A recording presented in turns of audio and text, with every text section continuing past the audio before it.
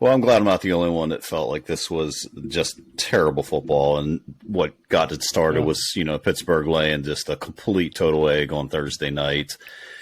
Tomlin saying, look, Trubisky's not going anywhere. So, you know what? Get back to me when Kenny Pickett is the starter. I have nothing for you at this point in time. You don't need to prove a point. Like, we get it. You're the man, Mike Tomlin. You're the man. You know it. Everyone else knows that Trubisky is not the starter. He just can't. Sorry. You wanted him to be the backup? You paid him like a backup. Let him be the backup. Let's just get off of this train while we still have a chance, and let's move forward. Not saying Kenny Pickett is the man. And I will say, on last week's show, you predicted a pretty quick turnaround here, and while you did say it could be as early as Thursday night, we didn't quite see that.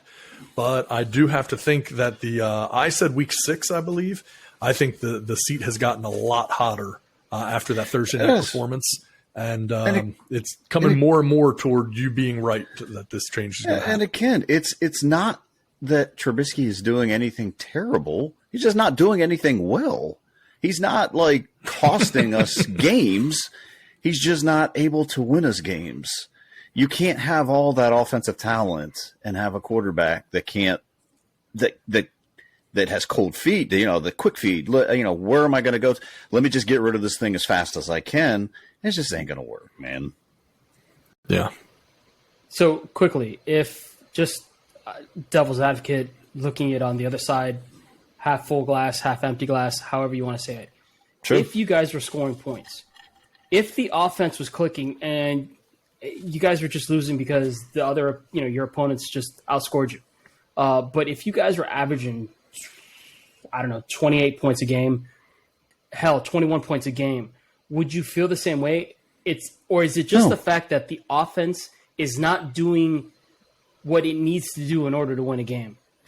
They you know are. What I mean? I get. No, 100%. They're second to last in the league in 3 and outs. They're at about 35% for 3 and outs. If they were scoring 28 points a game and it was just TJ Watt's out, or guess what? This team is just so much better. Great. Fine. I mean, you're eventually going to win games. If you're putting up 28 points a game, eventually it's going to turn around.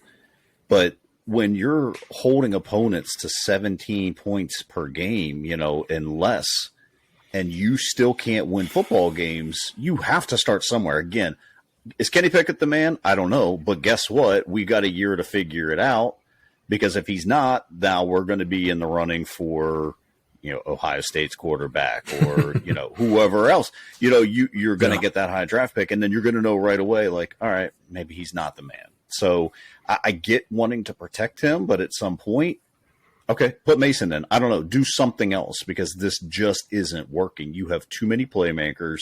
I didn't even want to talk about this.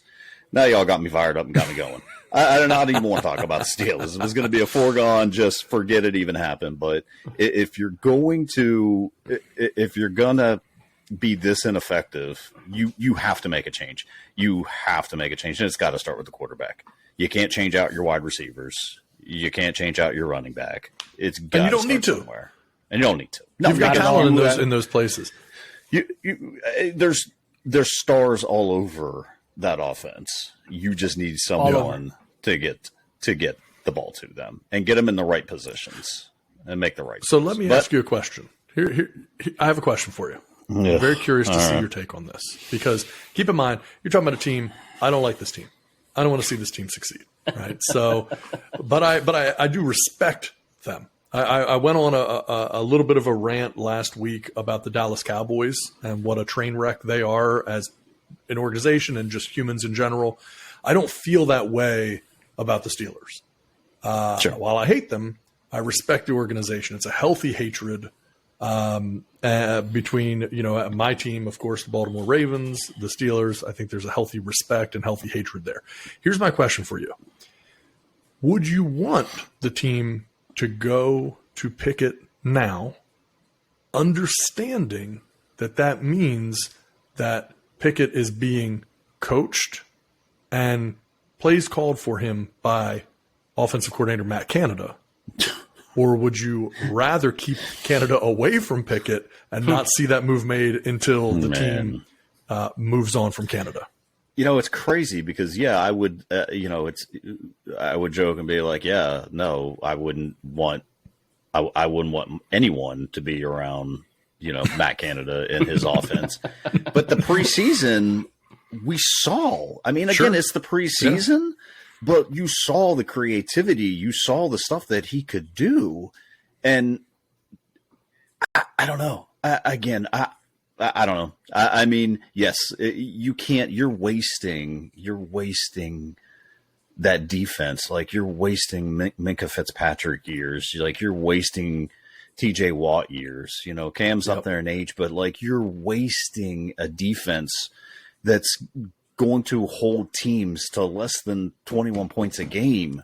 You just can't. And I could see it if we just didn't have the offensive weapons and okay, you know what? We're just going to win with defense, but that's not this NFL. You can't do that in this NFL, and you're wasting the prime years of these guys because you don't want to go to a rookie quarterback. Well, you draft them in the first round.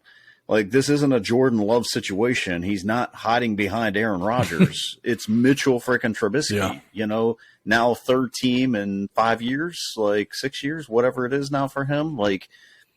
It's not Ben. He's not hiding behind Ben Roethlisberger. We're not trying to offend anyone here. It's Mitchell Trubisky. Put him where he's naturally a backup. Just let him be the backup. Find out what you have and pick it, and don't waste a year. I just don't waste a year. But I digress because you just can get me all upset.